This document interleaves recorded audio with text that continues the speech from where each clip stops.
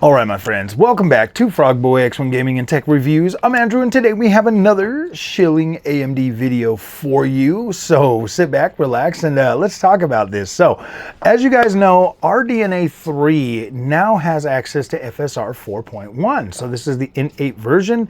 It absolutely enhances the image quality of the 7900 XTX that I have in my possession. And oh my gosh, my friends, like it has literally brought this card back to life in a way that's like, you go from FSR 3. So I never really had a massive problem with FSR 3. I always thought that, because it always retained that image quality for me. It always still looked really good. I still love the colors from AMD. And I always just felt like I got this better overall gaming experience from the AMD platform. So something like FSR 3 was something that I was willing to, take that hit, that little bit of sacrifice, and that was only if I wanted to play at 4K.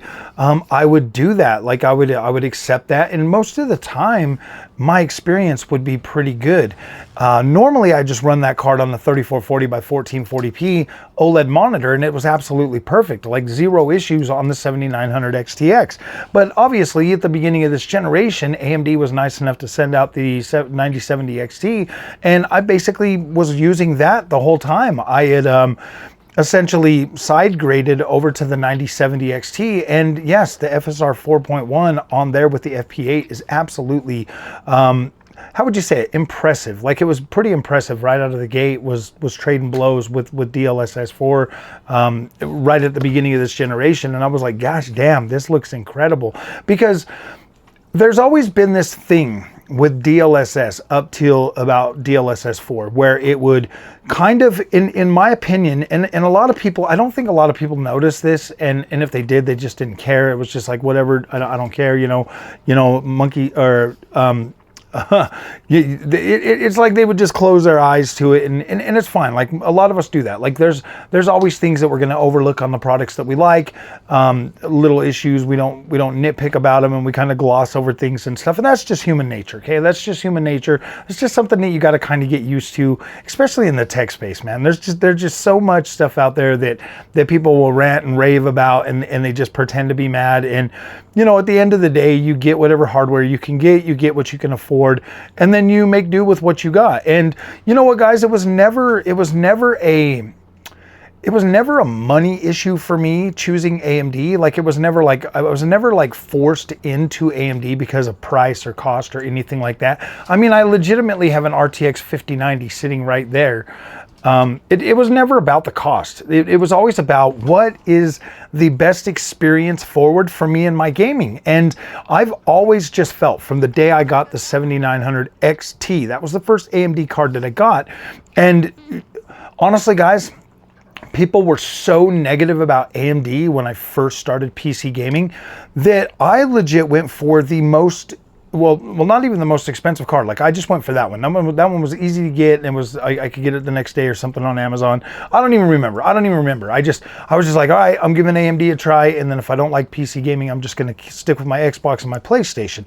And that's pretty much where I was, because I didn't really care. Like the Xbox and the PlayStation, they were more than sufficient. They were more than sufficient, and it was fun. And I was still buying Xbox and PlayStation games well into my PC days, and it's just crazy. But it was never about the cost. It was always about the experience that AMD has delivered for me. I've always been, I would say, pretty dang happy with it. And so now with the 7900 XTX, this card in its current form, in the way it performs now, the way it looks, the way it just, I'm able to jump on a 4K display.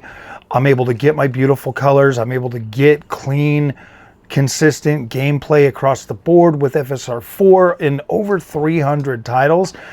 This is incredible. This is amazing. I can't express my gratitude to AMD enough for making this happen. Like, I'm very happy with that. And I wish, honestly, guys, I wish they would have had it done a lot earlier, because this is one of those things where it's like the 7900 XTX with this update, it really transforms this card and the experience in a way that, like, in a way that like really makes it shine and shows the true, like the true experience that this card was always designed for. Like this card was always designed to be great. It was always designed from the get-go to be the ultimate gaming experience for the AMD, for AMD, and I love that. Now, a lot of people were pretty negative about the whole, you know, split CCDs and stuff like that. I never was. I always looked at this as a way that like AMD could like really, you know, push gaming forward and stuff. And that's just kind of always the way I felt from the moment I started gaming on AMD, is that like, hey, this is built for gamers, you know, because I'm not getting this card like NVIDIA, you know, that's just, you know, and everybody's like NVIDIA. And I look at NVIDIA and I look at like the RTX 5090 and like where it sits, how much power it consumes, you know, how it's a really good experience, but like, I just can't shake the fact that like, this is a $2,600 card, and I still have to use DLSS and frame generation to fully enjoy the experience on this card.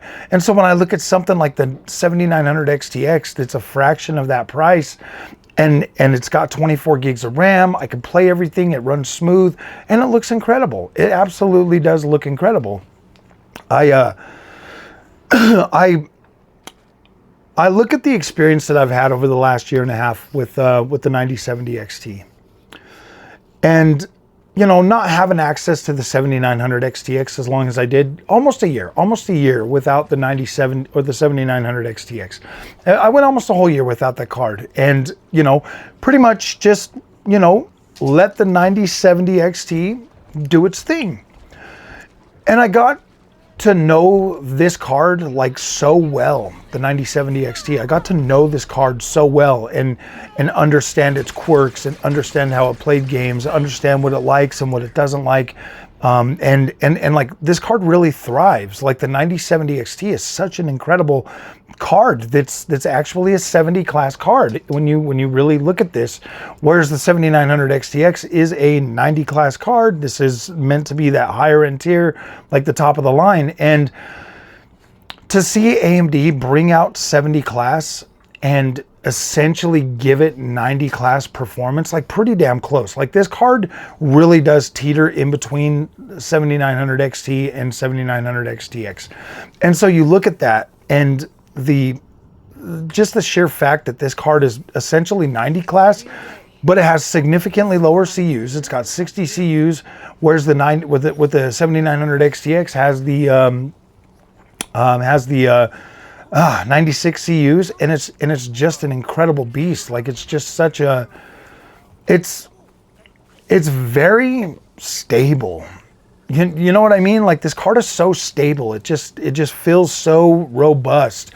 Where the 5090 kind of feels like overkill most of the time. Like it really does. It just feels like overkill.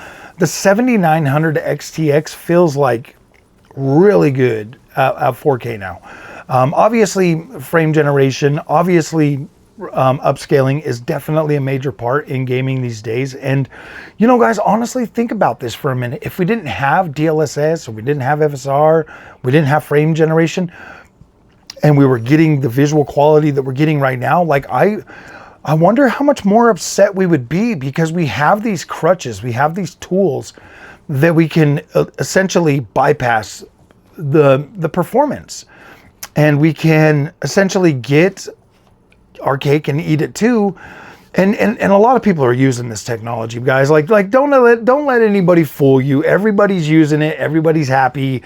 Like I've tested these cards through and through without using the features, and trust me, guys, if we didn't have the AI features, everybody would be mad. Everybody would be pissed. Everybody would be like, these cards are garbage. Oh wait, they already are. Never mind. Like they're already garbage. Like I don't know. I came to PC gaming at an interesting time. Okay, I came to PC gaming at the time where prices are going up, the performance, hardware performance is going down, the software features and AI are taking over, and man, like it it kind of puts me in this mindset that like,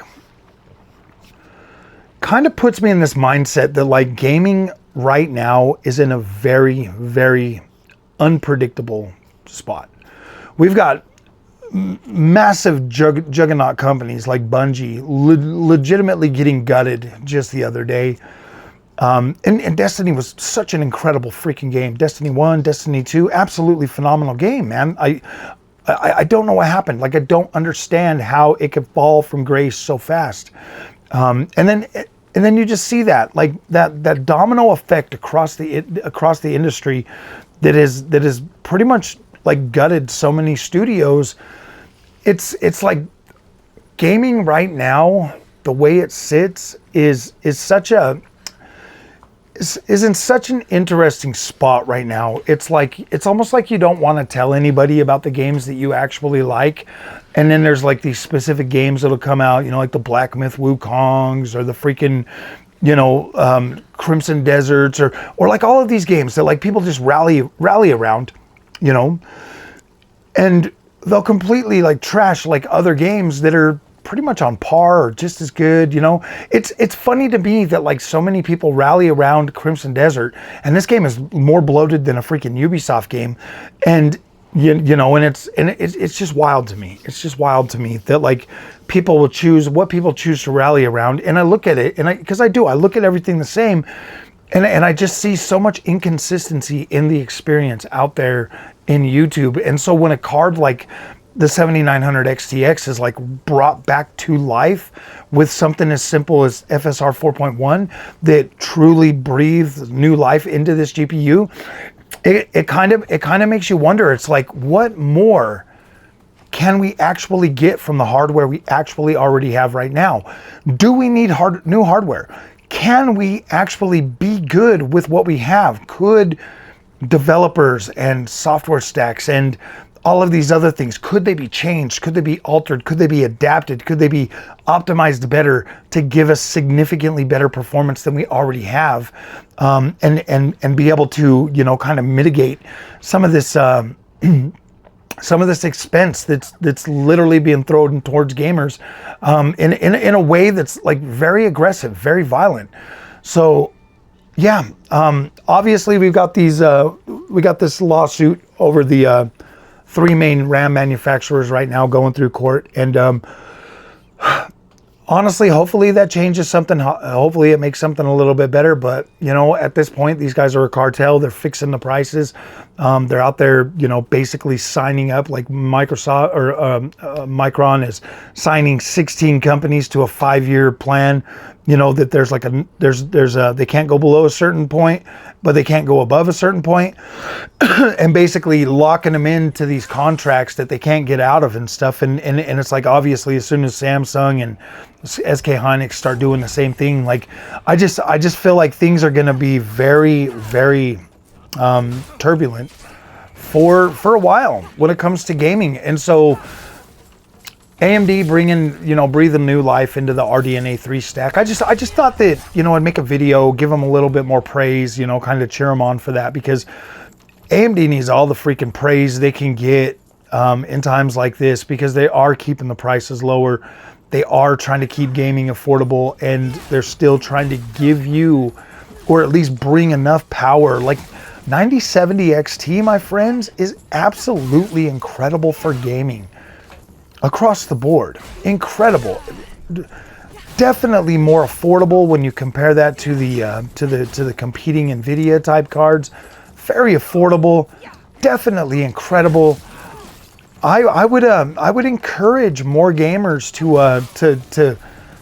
to maybe consider AMD as a choice for your gaming. Like, look, guys, yeah, you might miss a little bit of Nvidia features. You might, and you might have to deal with the people telling you all day long that Nvidia is so much better. Like you might have to go through that, and I'm sorry. Like it's true. It is what it is. But I feel like AMD is a lot better positioned right now to lead gaming forward than Nvidia is. Nvidia, there's just so much demand for what they have and for their products right now in the AI space that it just makes more sense to kind of maybe give AMD a try at this point right now to see if maybe they can fulfill your gaming needs and stuff.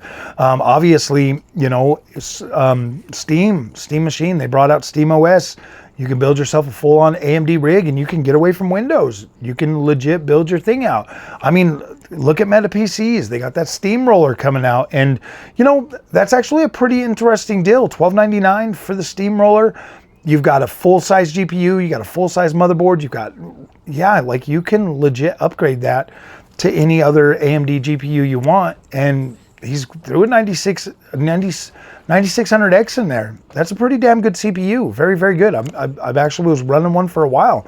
Didn't have any issues with it. Thought it was actually incredible. So, all right, my friends, if you guys like this content, do not forget to like and subscribe. I'll see you guys in the next one. Thanks for watching.